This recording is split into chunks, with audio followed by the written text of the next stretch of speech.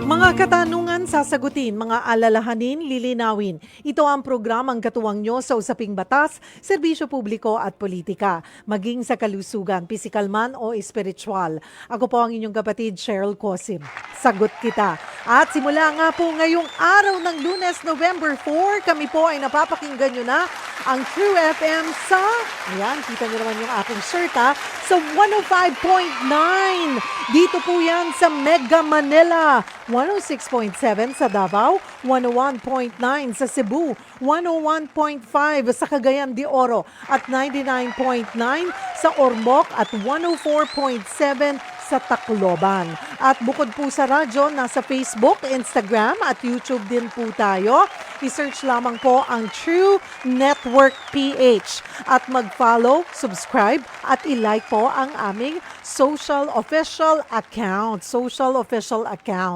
At dito po sa Sagot Kita, tuloy-tuloy po ang ating makabuluhang usapan. Ngayong araw po ng Lunes, usapang batas po tayo at ang ating tututukan ay consumer rights. Alam nyo ba ang mga karapatan nyo bilang isang consumer o isang mamimili? Mahalagang may alam, lalo na po ngayong dumarami na naman ang scams, di ba?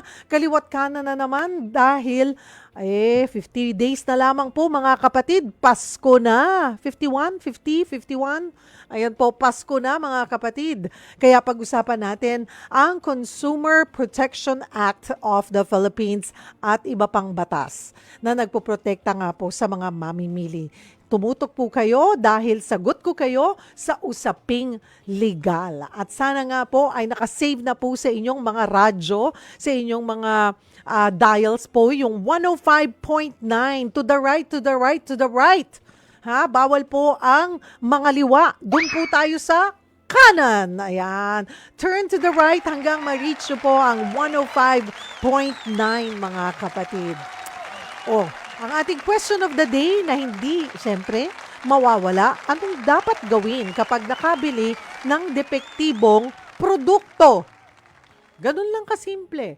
Abay, kung may gusto po kayong i-share, mag-comment lamang po kayo sa ating live stream.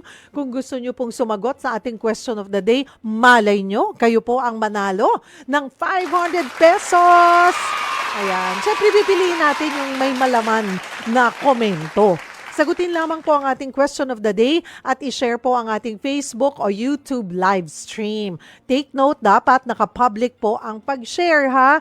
Again, yun lang po, ganun lamang po kasimple. Sagutin nyo lamang po yung ating question of the day na anong dapat gawin kapag nakabili ng depektibong produkto.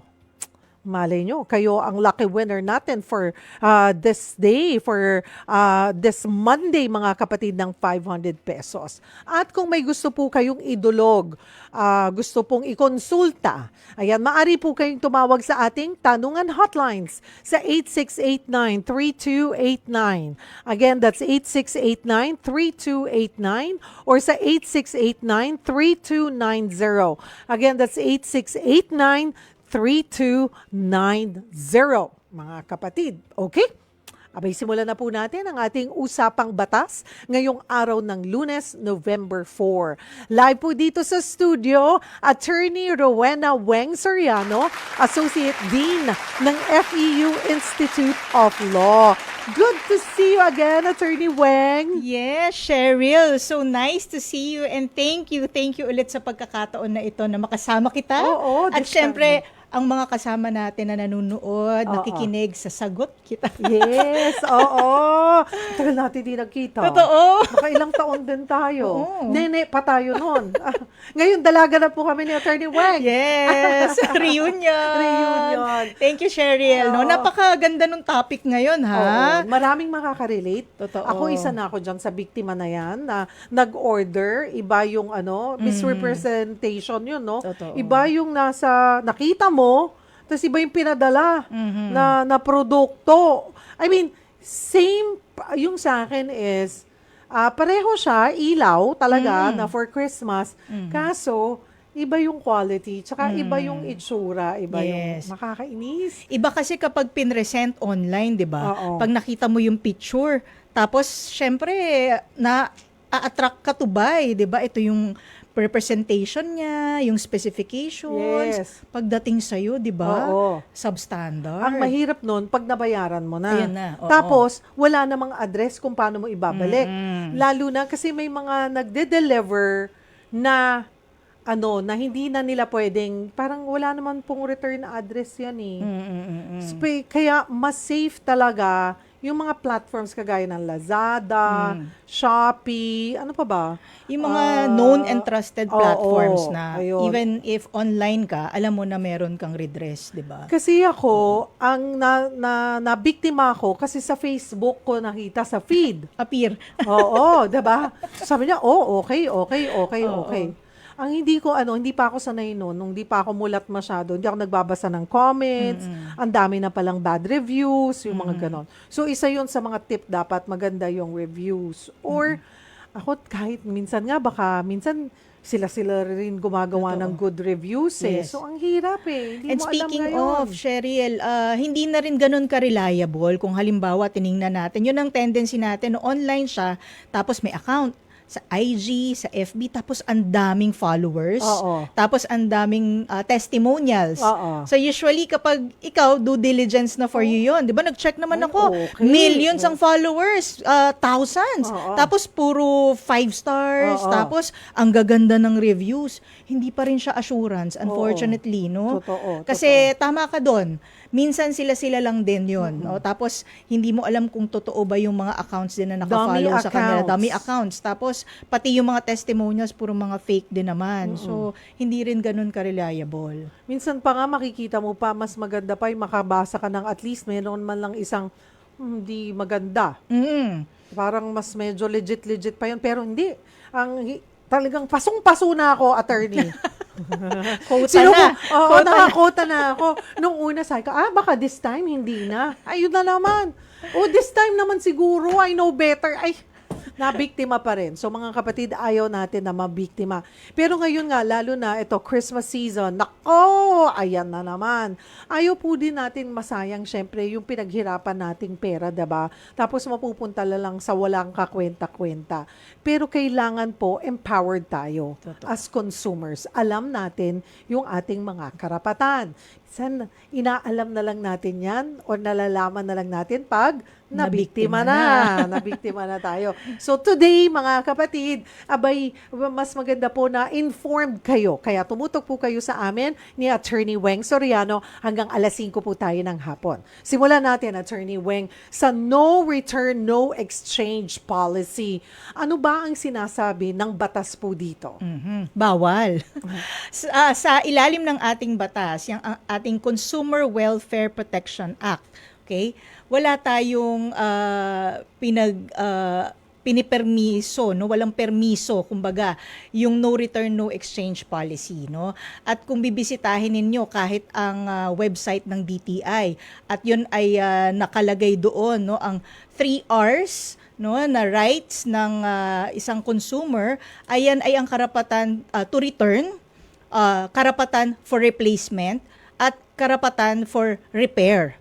So, ang linaw, 'di ba? Ngayon, yan ay summary lamang po or buod ng karapatan ng mga consumers, no, sa ating lahat. Pero pag titingnan ninyo ang text, no, ng ating batas, naroon din naman talaga siya, no? Bukod dun sa ating Special Law for Consumer Protection, pati ang ating Kodigo Sibil, no? Nandiyan yan kapag ang general law natin kasi magsusupply kung walang mga detalye na pinoprovide yung ating particular na mga batas, pati implementing rules and regulations. Pero Cheryl, sa dami, no, ng klase nga, no, nabanggit mo kanina, may online, merong substandard, merong misrepresentation, sa dami ng mga forms ng panloloko ng mga nagbebenta, ay meron ng mga particular din ng mga rules, no, in place ang DTI. Pero yan yung isa sa mga misimpression. Like if I will compare it by analogy, sa parking. Okay.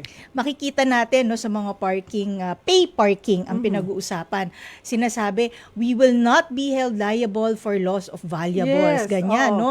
Pero Naniningil kayo ng parking. Yes, at kontrata yan. At Oo. napatunayan na yan, hindi lang sa batas, pati ng Korte Suprema, yung mga desisyon tungkol dyan. Akalain mo, umaabot hanggang Korte Suprema. Para lang maiklaro, sabi ng Korte Suprema, hindi binding yung ganyan, no, na mga disclaimer. Kahit nakalagay doon sa ticket ay hindi kayo liable pa rin kayo. No? Bakit they continue to use that text? That they're not liable. Totoo, no? Kasi kayo, that's the Oo. point of you're paying parking. Yes. Security. Oh, Tama ka dyan, no? In the same way na bawal din, in general, ang waiver kapag magse-separate from employment na alam nating may power, ano yan, di ba? Difference between employer and employee. Alam nating naka-ready-made na yan at pipirmahan at later on, pag nagdemandahan, is-strike down as invalid ang waiver. So, babalik tayo, bakit ginagawa pa rin nila? Oo. At dito pumapasok yung sagot kita. At ibang mga efforts na i-cascade ang information at tama yung sinabi mo nung simula pa lang, umpisa natin na dapat educated tayo, empowered tayo. It is only when we are educated about our rights that we are empowered to assert. Yes. Diba? Kahit na ano pa man yung Kasi minsan, ilatag sa'yo. tatanggapin, ganun ba? O, sige na nga. Nakasulat kasi, diba? wala daw eh. Yan daw eh. Oo. Itinanggap ko daw yung papel na yan eh. Oo, yan. Diba? Yung sabi mo nga sa pay parking, pag binayad mo na, binigyan ka ng papel or whatever is in there dun sa card or nakapaskil dun.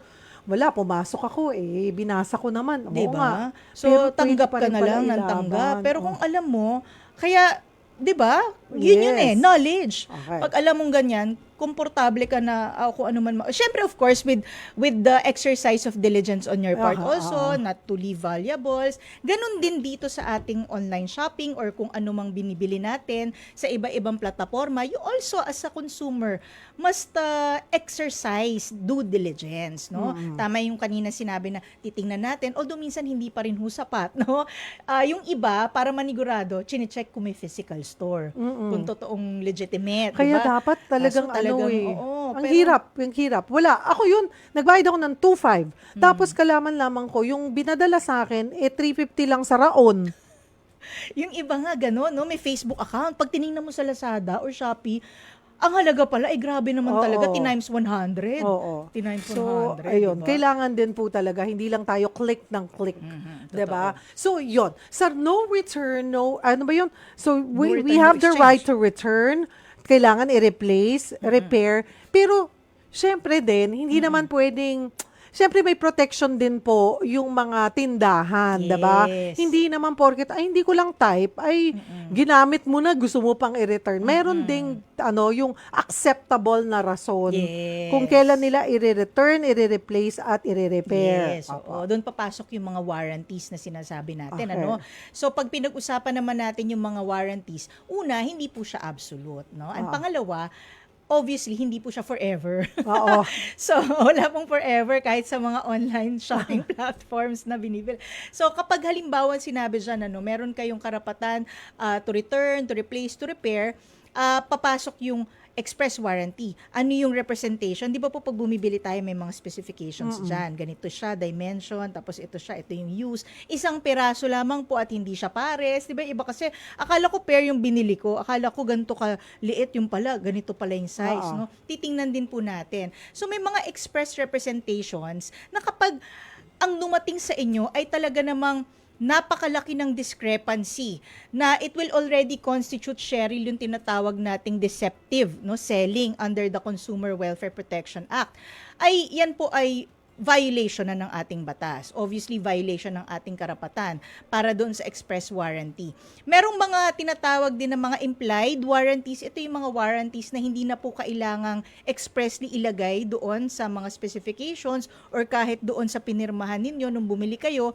Pero ito ay implied na, kumbaga assume na nandoon doon sa produkto na binibili po ninyo. At kapag malaki na naman ang discrepancy, that may constitute deceptive, deceptive sales practices at violation din po. At pag sinasabi natin na violation po siya ng ating Consumer Welfare and Protection Act, ay meron po yung penalties, hindi po ito biro. Meron siyang fine, merong penalty, kulong, at depende po sa nature ng violation, ay may karampatan pong parusa yan.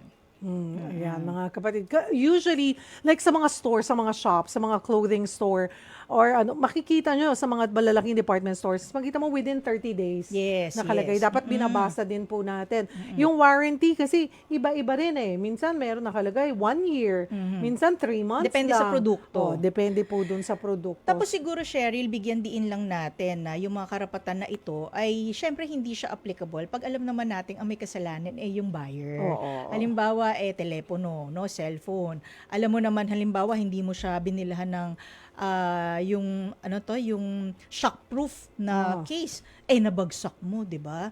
Tapos i-claim na defective siya. So mali rin 'yon, no? Kasi kapag improper use din or due to the fault of the buyer, no, alam naman natin na hindi naman na applicable, no? Kasi ang warranty na covered po ay yung depende nga sa produkto, maaring spare parts, maaring yung mismong unit kung talagang defective siya, and it won't serve the purpose, no? Kasi ang pinag-uusapan natin dito, Cheryl, is contract of sale, no? So agreed kayo dun sa subject, sa price, tapos yung dun sa pinaka-purpose nung inyong yung cost nung inyong kontrata. Kung ang reason ba't mo binili yan for a specific purpose at di mo siya magamit, no? Halimbawa ay camera. Hindi mo siya magamit kasi sira yung lente. So very obvious na nag-fail yung inyong contract, may breach doon, 'di ba? At meron kang karampatang remedy under the law. Ngayon, tama yung anggulo na sinabi mo kanina, Cheryl, no? Pinag-uusapan natin dito is educating everyone, not just the consumers, pati po yung mga sellers. Yung mga sellers, meron din silang karapatan, 'di ba, na protektahan yung kanilang business, especially if the comments being posted are not true. If they're false and the intention only is to destroy the reputation of the business. 'Di ba? Kasi reputational risk yun. It will translate into monetary loss, 'di ba? Risks of loss po yun. So, may karapatan din naman na habulin kayo ng seller kung meron kayong ganung ginawa, papasok na yan sa criminal law natin, no? Plus, kung halimbawa hindi naman kayo nagbayad, ito yung mga pagkakataon, sabi mo kanina, Cheryl, wala ka na mahabol kasi like yung sa Facebook na in-order mo, bayad ka na. Pero may mga chances, may mga pagkakataon na hindi naman bayad pa upon delivery pa lang at hindi naman nagbabayad. Doon naman ang problema natin. Meron din syempreng remedy yung ating mga sellers pag ganyan, no? So basically it all boils down to respect, 'di ba? Respect of rights. So respetuhin natin yung karapatan ng ating mga consumers on the part of the seller sa kung ano yung binibenta natin kasi alam mo, mas sustainable yung income kapag ganun. Yes. Aanhin mo na ang dami mong benta ngayon tapos isang bagsak sira agad. Wala na. 'Di ba? Close down ka agad, close shop kasi kumita ka, bawing-bawi pa sa demanda, left and right ang complaints, whether sa DTI or sa korte, 'di ba? Okay. Madaming actually mas madali mag-return, mag-exchange, mag-repair kung sa physical store mo. Alam mo kung saan mo ibabalik yung produkto. Although kasi ngayon, because of the pandemic, talagang nakita natin yung kadalian ng online shopping. And aminado tayo na even yung ating batas, hindi pa talaga totally nakakahabol para maprotektahan tayo as consumer pagdating sa online. Hindi rin nila mahabol. Kahit i-complain mo, ewan ko kung gaano nakarami yung naresolba ng pamahalan or like kung idudulog mo yan sa DTI, gaano na, or sa NBI, kung gaano kalaking porsyento na ng mga complaints sa kanila ang na-resolve. So, yun po, yung talagang kailangan mong maging mabusisi. Ayan. Yun na lang that's the only way. Pero pag bentahan naman online, katulad ng sinasabi ko kanina, Attorney Weng, no? Ako wala na. Kasi yung return address, wala. So, paano ang gagawin pag naloko ka, na dumating sa'yo, anong batas ang nilalabag nung seller? Pag yung mali nga, yung produkto. Actually, meron na rin tayong batas ng online transactions, no? For online transactions act, no? Covered yung mga transactions natin done through the online platform, no? Pero in very practical terms, no, kung halimbawa meron kang binili, pagkatapos ay yun nga substandard or hindi talaga yun, no? Deceptive talaga yung product na na-receive mo. Tama ka, no? andyan yung mga available remedies natin, no? Pwede ka talagang dumulog sa DTI, no? Meron silang desk doon for consumer protection. Pwedeng kung grand scheme talaga siya ng scamming, pwede nating idulog sa NBI kasi may cyber crime division sila para matrace nila yung mga URL, ano yung mga ginamit. This is, especially we're talking about yung sobrang dami na ng grupo ng mga buyers na naloko nila, constitutive of scams na, no? Pero normally, no, kapag ganyan, no, and usually in-order natin yan sa mga yung nabanggit mo kanina, may plataforma na Shopee or online, Lazada. they would have contractual arrangements with the sellers, no? And the terms are quite strict also, no? For maintenance of your account there, at saka yung iyong pag-upload ng mga products, tapos meron ka dapat remedies for the buyers, no? Kapag halimbawa ay kailangan nilang papalitan, kailangan lang ipa-refund, no? Meron, at least kung ganun. Pero kung diretso ka kasi dun sa mga seemingly legitimate pero inexistent, medyo challenge talaga yan, no? Challenge talaga yan. Especially kasi syempre you wouldn't normally expect a buyer to be researching in DTI kung may DTI certificate o kaya kung owned by company kung ito ba ay registered sa SEC. Totoo. Pero kasamaan palad kapag talaga umabot sa gano'n na may violation at there's nowhere to go kasi wala ka namang physical store na mapuntahan, wala ka ring address na matrace, i-check mo dun ka. Yun nga, sa time na yun na naloko ka na at nabiktima ka na, dun ka makukumpel na mag-check. May DTI ba to? Wala. Wala nga. Yung Facebook biglang nawala. Oo. Tinake down lahat ng post. 'Di ba? Tapos hindi rin naman siya yung as it represented to be na corporation owned pala yan, 'di ba? So mahirap, no? Mahirap talaga, no? In very practical terms, no? Ang pinaka-safe siguro na mapoprotektahan nyo, cash on delivery. COD. Oo, mga COD po. Kasi ako magmula nun, hindi na ako hindi na ako nag-debit or credit card. Kasi wala na, hindi ko na nga sila mahanap. Yes. And eto hindi ko po alam, nung nangyari sa akin yon, naisip ko, sabi ko, kasi kasambahayan tumanggap eh. Sabi ko, okay na yan. Sige, nandyan na yung bayad. Ay, cash on delivery pa nga yata ang ginawa ko nun. Pero, bigay mo na, okay na, na-deliver na. Pero hindi ko pinabuksan. Advisable ba? At pwede ba yun na buksan muna? Pag iba, ay hindi ko tatanggapin yan. Merong mga ganun, ano, na Pwede ba pwede. yun? Oo, actually, option nung buyer, no, and your protection na rin, na buksan mo siya in front of the riders. At meron ding mga platform na pumapayag, no, na buksan mo, tapos kapag defective, hindi mo natatanggapin. Ibang usapin, at kanina I was getting there, no, yung nagka-cash on delivery ka na lang. Good for buyers na walang delinquent record na nag-order, legitimate naman ng order at legitimate din ang produkto, wala namang issue at hindi tinatanggap.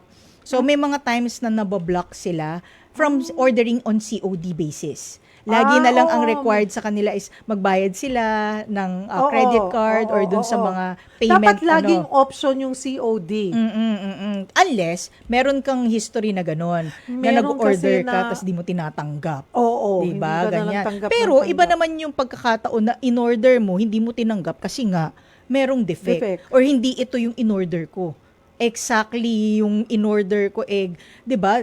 Totally different, no? Ini-expect mo exact yung item na ito man lang yung picture, medyo may hawig man lang. Aha. Ibang-iba talaga yung item na deliver. So, you have the right, no? Oo. Kasi that's misrepresentation.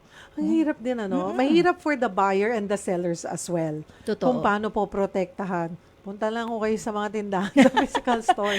Kung talagang challenge po sa inyo. Pero kasi yung kung gaano ka-convenient din ngayon, lalo na kung mga small items, diba? Totoo. Ang dali na, kesa yung mata-traffic ka pa, pa-parking ka pa, oras mo. Unless na talagang you're there and talagang yung araw mo, yung oras mong yon ay talagang nakalaan for shopping. Totoo. At saka, ngayon, marami na para lang din mapatunayan nila na legitimate sila na seller. May mga live selling. May diba? mga live Mga live selling. At Napupuyat least- ako dyan! Sa live sale. Hindi naman ako mo-order, Kasi may pero mga perks natutuwa daw, lang di ako ba? kasi may mga personality din sila. Totoo yan, di ba? Iba-iba yung Tapos may mga personality. jargon sila doon. Nakakatawa din, nakakaaliw. Oo. Tapos kapag nakita mo, nga, no? Kaso nga lang doon papasok yung ating, yung ating judgment as buyers din. Kasi minsan di mo talaga kailangan, di ba? Oo. Tapos natutuwa ka lang, pwede naman gamitin yan. Especially po ngayon, no?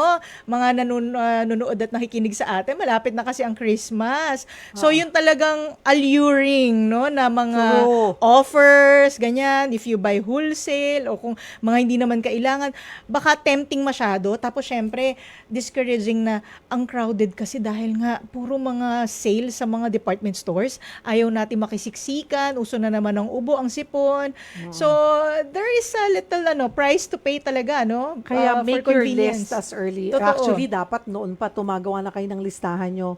Kasi parang, pwede na to, pwede na to. Totoo. Napapamahal ka tuloy. Ay, totoo. Lalo kapag last minute. Oo. Last Ako minute laging shopping. add to cart lang. Sige, pag gusto ko, add to cart, add to cart, add to cart. Ito pa, no? Sa After- mga online, shopping mo, meron ka ng mga suki, di ba? Oo. Yung mga magaganda yung produkto talaga nila. Tapos you tend to buy again. So at least trusted mo na Oo. sila. Tingnan Yan. nyo mabuti. Oo. Huwag kayong kagad ng, buy. Mm-mm. Add to cart lang. Ako ganun, add to cart. Oo. Minsan nakita ko na yung cart ko, parang 20 ng items. Pero babalikan ko siya after a day or two. Totoo, oo. Titignan O, ko ulit, check ka gusto muna. ko ba talaga to? Kailangan ko ba to? Talagang may proseso ako. Oo. Kasi napapagastos talaga mga kapatid. Plus mag-check talaga muna din. Kasi yung mga reviews nga minsan hindi siya ganun Oo. ka-reliable. Yun ang itinuro Pag ng kapatid nakakita ko. ka, oo, Basta ka Cheryl. nag-review, ate. Oo. Oo nga, no? Bawa may review nga, 10 lang. Oo. 'Di ba? Usually, tingnan mo kung mga thousands na yung review, pati yung mga sold, item sold, 'di ba? At saka yun na rin, I'll take this chance, no, para i-encourage yung ating mga nanonood, nakikinig, na sa inyong Christmas shopping naman ay suportahan natin yung ating mga local, 'di ba, artisans, Yes, oo. yung mga local products natin ay ating tangkilikin, Oo. no? Sabi ko, gone are the days nga ng mga, kasi noon, nung panahon ko, nung bata-bata, amoy si stateside. Di ba? May certain amoy pag galing balikbayan box. At saka mayabang ka pag pinadala sa'yo ng kamag-anak Oo, mo. di ba? At saka sabi, stateside yan, no? Hindi yan Oo. local. Di Pero ba? ngayon, if you'll see our products, nag-level up na tayo. Totoo. Napakagaganda ng kalidad. At tama si Attorney Weng, tangkilikin po natin ang sariling atin because this also helps our economy. Totoo yan. Tayo po ang nagtutulungan. O mga kapatid, break muna kami. Napasarap kami ni Attorney Weng. Ganyan talaga pag matagal hindi nagkikita. O sali po kayo sa ating discussion. Baka may gusto po kayong idulog kay Attorney Weng Soriano about yung inyong mga karapatan bilang isang consumer. Maari po kayong mag-post sa ating live stream or maari po kayong tumawag sa ating tanungan hotlines sa 8689 3289 or sa 8689-3290. Pwede rin po kayong mag-comment sa ating Facebook at YouTube live streams. Baka po kayo na ang manalo ng 500 pesos ngayong araw ng Lunes. Merry Christmas! Merry Christmas! 50 days to go. Pasko na. Huwag po kayong bibitaw. Magbabalik po ang programang Sagot Kita. Nagbabalik po ang programang Sagot Kita kasama ang inyong lingkod, Cheryl Cosim. Ang ating question of the day, anong dapat gawin kapag nakabili ng depektibong produkto? Comment na po kayo sa ating live streams para po sa chance na manalo ng 500 pesos! Dapat din i-share ang ating Facebook o YouTube live stream, ha, mga kapatid.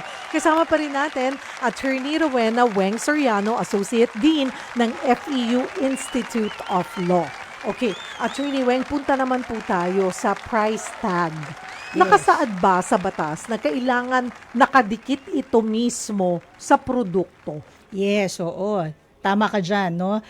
Yung ating batas, no, at under the Department of Trade and Industry, nire-require ang ating mga sellers na ilagay, no, yung price tag, at yung price tag na yan ay dapat accurate, no? Accurate. Hindi siya deceiving, no? Maglalagay ng price tag na mas mura, pero pagbabayaran mo na ay mas mahal. Of course, if it's a physical store, we always have the option to question and not to buy anymore. Kung halimbawang sobrang laki ng difference, 'di ba? Kasi may mga ganung pagkakataon, no, na experience ko na rin 'yan, no. Sa grocery, iba yung nandoon sa estante, 'di ba? Iba rin yung nakalagay doon sa mismong canned good. Tapos pagdating, yung barcode pala hindi updated, no? Okay. Pero yung discrepancy hindi naman ganun kalaki, no? Pero kung ang pinag-uusapan natin is sobrang laki ng discrepancy na yung kumbaga sa ating obligations and contract, yun yung reason, one of the reasons why you purchase the product dahil yung sa presyo na affordable. Oo. Tapos pagdating doon ay hindi naman pala yun, di Oo. ba? So there has to be a price tag na accurate po. At yan ay direktibo rin po ng ating batas. Oo, pwede mo namang hindi bayaran. Pero meron yung nakalagay sale eh. Tapos sabi niya, hindi po pala sale to. Mhm. Pero sa Amerika kasi, mas protected ang mga consumer.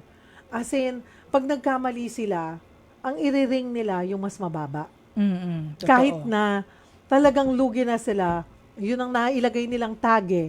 Parang ganun yung kanilang rule.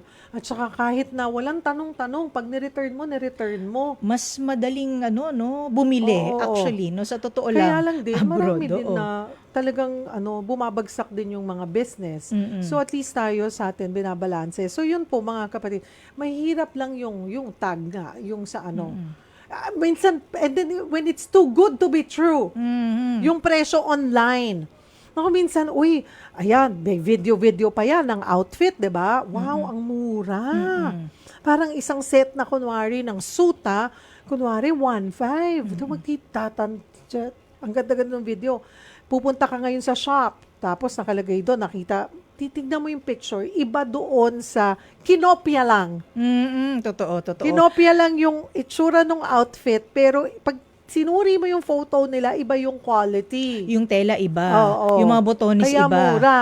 Isang suotan mo lang punit Oo. na, 'di ba? So, yun nga yun, no, kung yung quality is way below, no, what you expected or what the seller represented, no? Pero may ginagawa na ba yung pamahalaan natin on that? Na kung paano nila rin masusugpo itong mga ganitong sellers? Actually, no, kanina nung nabanggit natin, no, merong tinatawag tayo ngayon na Internet Transactions Act. Okay, just this 2023 yan, no, Cheryl. Ito yung steps na ginagawa ng ating gobyerno through our Congress, no, ating mga mambabatas na medyo habulin, no. Sabi mo nga kanina, ang hirap kasing habulin, no, ng batas yung gagawa tayo ng E-commerce Act, no. Tapos meron na naman panibagong form. Merong Devices Access Regulation Act para dun sa credit card, fraudulent use. Tapos meron na naman bago, di ba? So meron tayo just this 2023 na yun, Internet Transactions Act. At under the Department of Trade and Industry, merong doong mas specialized na desk, yung E-commerce Bureau. At doon nilalatag lahat ng mga karapatan ng mga online sellers at the same time online consumers. So, doon napapasok lahat yung kaninang pinag-usapan natin, no? At dapat may remedy. Tapos kung halimbawa ay merong nasa gitnang platform, no? Kasi tulad yung kanina nabanggit natin, Shopee, Lazada, tapos naka-apply lang yung mga sellers diyan, no? Maaari rin silang maging subsidiarily liable, ha? Ibig sabihin ay kung hindi magbayad yung mismong seller, sila yung susunod. Sa mga pagkakataon na nakalista doon sa batas, halimbawa nagpabaya sila. Ngayon, pag hindi pa rin nila tinake down yun, after having proven na deceptive nga yung practices nung seller na yan, baka maaari pa sila maging solidarily liable. So, anong pinagkaiba? Yung subsidiary, yun kapag hahabulin ka kapag di nagbayad yung primary, no, na liable sa'yo, yung seller. Pero pag sinabing solidary, mas mabigat yan, Cheryl. Kasi halos pantay na kayo. Pareho na kayong pwedeng habulin ng sabay, no? Pero bago pa man dumating do sa punto na hahabulin kayo, ayun, meron tayong desk sa DTI na parang ano rin, no, sa BSP kung saan ako nanggaling, no, merong specific, no, consumer protection na division doon. Sa dami kasi ng mga reklamo, no, minarapat na ng Bangko Sentral na magkaroon ng separate na division at meron talaga, mas madali na ngayon, no, na magreklamo. Doon ka lang talaga didiretso sa desk na yon. So Oo. parang ganun din sa DTI. Ang mahirap lang ngayon, again, madali nang magreklamo, pero hanggang kailan mo makikita yung resulta na mariresolba nila yung inireklamo mo. Kaya, again, yun na naman, kasama sa episode natin na ngayon, ay yung pinapaalalahanan po namin kay Attorney Weng kung paano mas magiging mapanuri. Kung hindi na rin kayo sigurado, wag nyo na pong ituloy kasi tayo po ang nahahassle sa halagang kunwari na parang yung, magkano yung sa'yo? Mas malaki yung Attorney Weng. 7,000. Yung sa akin, 2,500. Pero ang halaga 350 sa Raon. Well, first, gusto ko siyang habulin. Kaya lang hindi ko na siya alam kung saan ko hahabulin, diba? Tapos magrereklamo ka. Pupunta ka sa, diba? Pupunta ka dun mismo sa opisina ng DTI or BSP or NBI or saan. Yung oras mo na kinain, gigive up ka na lang eh. Kaya, protektahan nyo na lang yung sarili nyo talaga. Though, at least now, you know at the same time na meron pong batas. May ginagawa naman po yung ating pamahalaan na protektahan tayo. Ang pagiging empowered kasi, Cheryl, nagsisimula yan sa ating mga sarili. Diba? Hindi yung iaasa mo na lang ng iaasa sa iba. Empowered tayo in a way na meron tayong karapatan na to seek redress, pero yung pinaka-primary obligation natin sa ating mga sarili talaga ay protektahan in the first place yung violation. 'Di ba? Paano natin magagawa yan? Syempre, hindi naman perpekto ang mundo. Marami talagang manloloko diyan. So ngayon, gagawa tayo ng hakbang para, sabi nga ni Cheryl, maging mapanuri ngayon, mas pinaka-mapanuri. Oo. Lalo sa mga season na alam din nung mga scammers, manloloko, mga fraud na, ay nako, no, shopping season. At kung sa kaunting mga palamuti lang dyan na mabulaklak na advertisement, eh marami rin kaming maluloko. Lagi kong pinapayo ito, no, dun sa yung mga kliyente o mga dumudulog na it may sound a hassle, no, to seek yung advice sa simula pa lang, panimula ng inyong transactions, intended purchase. Pero if you come to think of it, no, yung due diligence, yung hassle na sinasabi, no, sa simula pa lang ng transaction, especially when we're talking about purchase of land, halimbawa, no, mapunta na tayo sa mas malalakihang talagang purchase.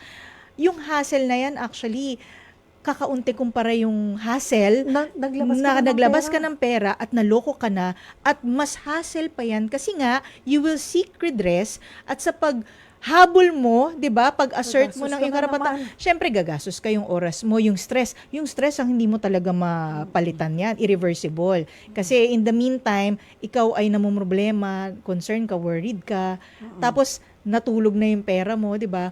Bagkus gawin natin na mas maging diligent tayo, no? Kasi yun na ho talaga ngayon ng ating environment. Hindi na natin madi-deny na platform ng internet, yung mga online sellers, they're everywhere. Grabe sila. Itong mga scammer, talagang they're like 2 steps ahead of us. Yes, oo. Pag nalalaman na natin, may bago na naman silang modus. Diba? Ngayon nga po, mag-ingat po kayo, may mga nagpapadala po na sinasabing from GCash sila or from Maya na akala mo sila talaga yon. Parang yung sa isang kasama namin sinasabi na from PayMaya sila. Tapos nung talagang tinignan niya, PayMaya nga, pero capital A. So, talagang halos iisipin mo pa ba? Wala na, nalimas na yung laman ng e-wallet mo. Kaya wag na. Again, yung mga pinapa-click po nila na mga link, don't.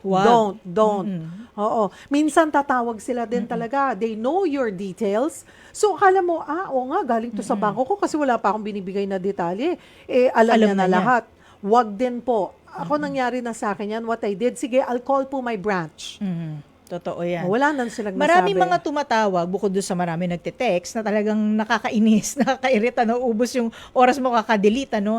Ay magsasabi na, we are from ganitong bank, at ano po kayo, yung binibigla kasi kayo, no, Cheryl, na kayo po ay qualified. Oo. Pag narinig na yung qualified, promo, special offer, kayo po ay nag-qualify, no? So, syempre, yung bang, kasi ano ito, yung psychology ng consumer, aral na aral talaga ng mga scammers.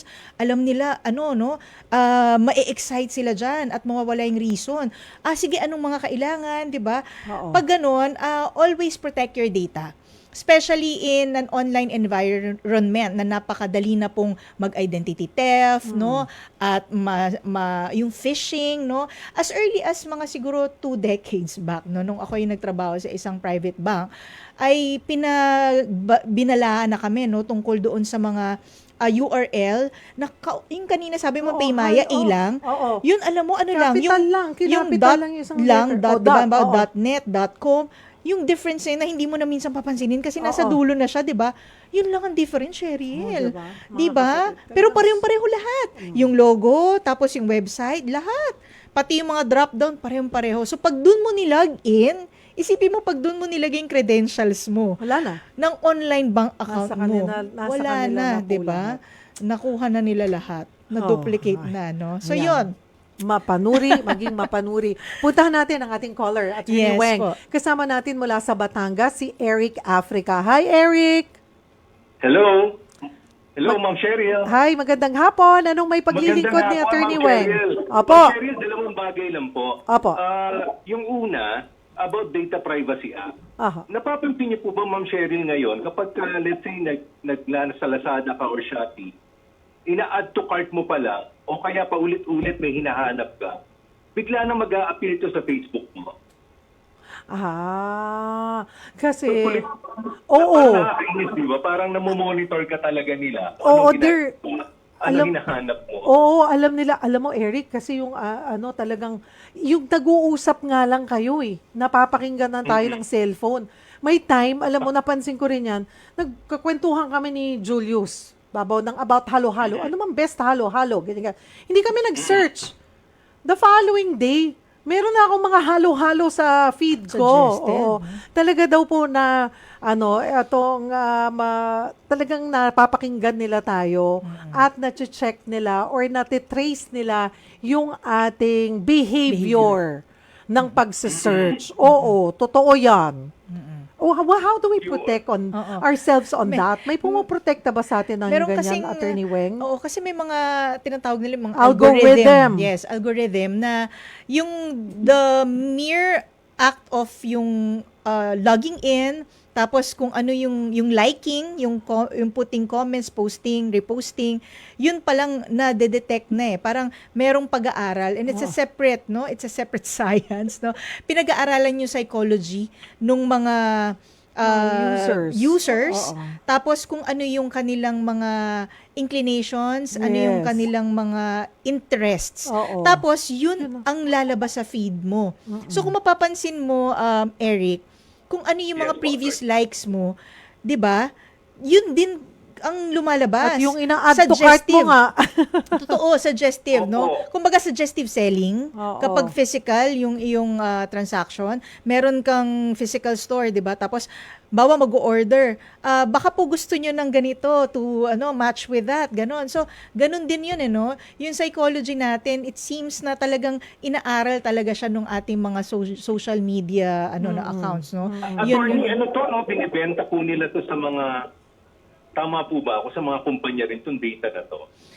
Actually, yung may mga fine prints, no, na they actually thesis to nung isang estudyante ko, no, na can they do that, no? Pero it seems na kasi may mga fine prints tayo, halimbawa, magfi-Facebook tayo, mag-IG tayo, 'di ba?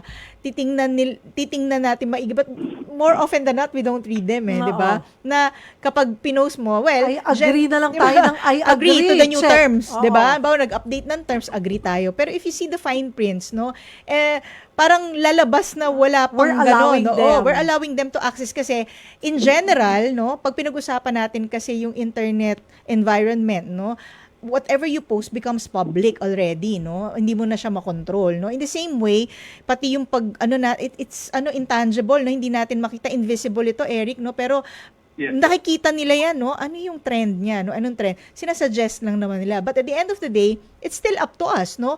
Kasi halimbawa, like ka ng like rubber shoes, no? Tapos may maraming products na doon, no? Na suggested, it's still up to you, no? Kung pwede mo rin siyang tanggalin pa rin, di ba? Remove or hide this ad. Tapos tatanong ka pa nga niya yung reason, di ba? I've already purchased from this store or it's irrelevant, di ba? Yung ganun, halimbawa. Pero yon ang sa akin, no, ang mapapayo ko lang ay even if may suggested ads, obviously, galing dun sa algorithm ng mga likes and mga pinopost natin, again, babalik tayo dun sa pinag-usapan natin kanina, maging mapanuri pa rin. Kasi we cannot rely na just because suggested ito, given yung mga nilalike ko dito sa social media account ko, reliable na rin siya. No? Actually, mas prone yun. Mas prone ka na ma-scam kasi alam nila na yun yung gusto mo na bilhin na produkto. Eric? Yeah, attorney. Kaya wag ka isa pa nang po, add okay to lang. cart ng add to cart. Oo nga. Attorney, isa na lang po. Sige po. Regarding po ito sa warranty. Warranty. Yung po ba mga warranties natin, meron na po ba tayong standard yan? For example, kung electronics ang bibili mo, cellphone, dapat yan 1 year. Kapag ka ref or TV, dapat yan 2 years. Meron na po ba tayong ganyan? May batas tayo, no, generally, no, sa ating civil code, no. Meron 'yan, no, yung mga warranties ng sellers sa ating mga buyers. Tapos meron pa tayong mga special laws na kanina binanggit natin, no, bagong-bago nga ngayon sa 2023 yung Internet Transactions Act. Pero even before that, meron na tayong Consumer Welfare Protection Act. So kung pag-uusapan natin warranty, merong provisions, no, protected tayo ng batas, may warranty at may mga bagay na hindi na nga nila kailangan expressly, no, iwa-warrant na eto yan talaga, no, kasi kung yun talaga yung nature ng product na binibili and for that very reason kaya mo siya binili, 'di ba? Pero papasok dito yung, 'di ba, may contractual kayong transaction ng seller. For example, bumili ka ng cellphone. So, pansin mo, ang dami pinapapirmahan sa'yo, di ba? So, again, it's, ang tawag doon, contract of adhesion.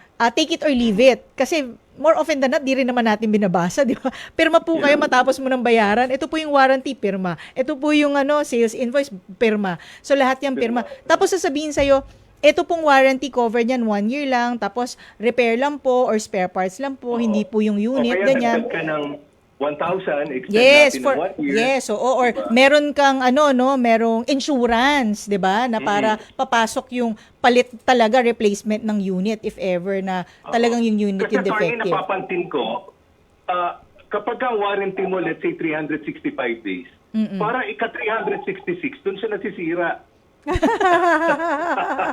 Para bang sigurado na sila na after ng 1 year, masisira ito. Parang parang sa kotse din, 'di ba? So merong period kung saan lalabas na yung mga problema, Sira. no, yung mga defect. Oo. At yun din yung time na paso na rin yung mga hindi ka na rin required, 'di ba, kung naka-mortgage na i-renew mandatory yung iyong insurance. Correct po. Actually nga, attorney, yung last time na bumili ako ng Fortuner, nagulat ako, may pinapirmahan sa akin na warranty na hindi nila sagutin kung hindi pumukas yung aking airbag. Ay, Oo. Yung Lemon Pero Act na siyempre, yan, sabi ha? na yun, gusto ko na mauwi, pinirma ko na rin. Oo, pero papasok dyan, ganito, no? So, bagaman, no, ang karapatan kasi natin govern either by law or by contract. Pero, di ba, Sherry, lahat ng kontrata naman deemed written into contracts naman ng batas. Hindi ka naman pwedeng maglagay ng kontrata na totally, no, directly contrary or violative of any law. So, meron tayong batas tungkol dyan, no? If you purchase a brand new car, for example, yung lemon law, 'di ba? Na merong certain number of months, no, may time period diyan na pwede mo siyang ibalik, 'di ba? At pwede mong i-assert yung karapatan mo to have it repaired at kung how many times siya hindi talaga ma-repair, meron pa ring kumbaga exhaustion, no, of remedies on the part of the seller, yung best effort nila. If unang repair gumanda na yung takbo at okay na yung airbag, na-repair naman, na-remedy yung problem, yun, no? Okay siya. Pero kung after 4, tapos may last pa na effort, hindi pa rin, no? Then, that will, yung step in, yung karapatan mo to have it replaced, no? Kasi lemon law, no? Eric, Yun lang, yes. Sige. Okay lang. Pwede na ba? Thank you, Cheryl. Sorry. Uy, Wala Eric, na. sorry. Gusto pa namin habaan, Okay na. pero alas 5 na pala. Di ko napansin. Oo nga. Napasarap tayo. Sa susunod, Eric, agahan mo yung Alright. tawag. Oo. Okay, sure. Napaka-interesting pa naman ng mga tanong. Thank you, Eric. Si Eric Africa po ng Batangas. Okay, ihabol ko lamang to, attorney, kasi last 1 minute. Ronald Tumbaga, maraming salamat. Anthony Mercader Papelieres, Rodney Ababaw, salamat sa inyong komento. Ellen Fajardo, Gael Ez, Elmer Lawrence Buwan, Edna Gador Getes, Efren Oraye, di ko na nabasa po yung inyong mga comments, si Lilibet Carcucha, at ang nanalo po ng 500 pesos today, ang sabi niya, kung sakaling makabili ako ng depektibong produkto, ay una, kailangan i-secure ang resibo o anumang patunay na binili iyon ng pinagbilhan at dapat itong ibalik ng mahinahon at magalang na paraan din naman dahil karapatan natin ito bilang mamimili. Kaya dapat alam natin ang ating mga karapatan at mga batas tungkol para hindi tayo maloko o malamangan dahil lamang wala tayong alam. Tama. Totoo. Malalamangan at malalamangan ka talaga kasi tatanggapin mo na lang ng tatanggapin. Congratulations, CJ Fernandez. Ikaw ang nanalo ng 500 pesos. Pag kami po ni Attorney Weng ang nagsama, ay talagang kulang po ang 1 oras. Kaya babalik ka na lang, Attorney Weng. Ayan, thank you for joining Thank us. you. Maraming salamat, Cheryl. At sa lahat ng mga nakinig at nag-post ng comments, nagtanong, yung ating caller. Yan. Babatiin ko lang yung aking anak, si John Gabriel Orpresio. Hi, Daddy. John. Ayan. Si Maki Gabriel Orpresio. Hi, Maki. Emma Si Happy, si Soriano Maki. also, my mommy. Yes, Hi, ni Daddy. Mommy. Tita. Fan yun, fan. Hi, Rachel Tita. Soriano. Hello po. Ayan, syempre marami tayong mga inimbita manood. Alam niyo po, pag wala ako, pwede na po si Attorney Weng mag-isa. Naku, hindi, Pag-usapang ano? batas. Oo, Parang napakalungkot Dean Mel ng lang. Oo. Hello, Dean Mel! Ayan, si Dean Mel. Hi, Dean Mel. Thank you. I'll see you again. Salamat, Miss Cheryl Huwag ka Cosio. mapapagod sa amin, Ay, ha? hindi, basta TV. Ayan. Talaga. Ayan. So, Kahit live or Doon tayo StreamYard, sasagot okay kita. kami. Yes, sagot kita. Sagot tayo ni Attorney Weng. Thank you mga kapatid. Salamat sa pagtutok po mga kapatid at ka-True. Ngayong Sabado, November 9, imbitado po kayo sa grand launch ng True FM at True TV. Dahil nasa radyo at TV na tayo, magsama-sama po together para sa totoong serbisyo at saya kapatid. Mula alas 7 po yan ng umaga hanggang alas 8 ng gabi. Kalain nyo mahigit 12 oras sa Inares Center sa Antipolo City. Punong-puno po tayo ng mga sorpresa at activities. May job fair po tayo. May medical mission at ang sumbungan ng wanted sa radyo, of course, ni Senator Raffy Tulfo. Nandoon din. So magkita-kita po tayo ha. Again, balik-balik kailan ulit tayo? November 9 sa Inares Center, Antipolo City. Samahan niyo po kami. Together tayo dapat. At dyan po nagtatapos ang 1 oras na tanungan at sagutan. Hanggang bukas, ako po ang inyong kapatid Cheryl Cosim. Sagot kita.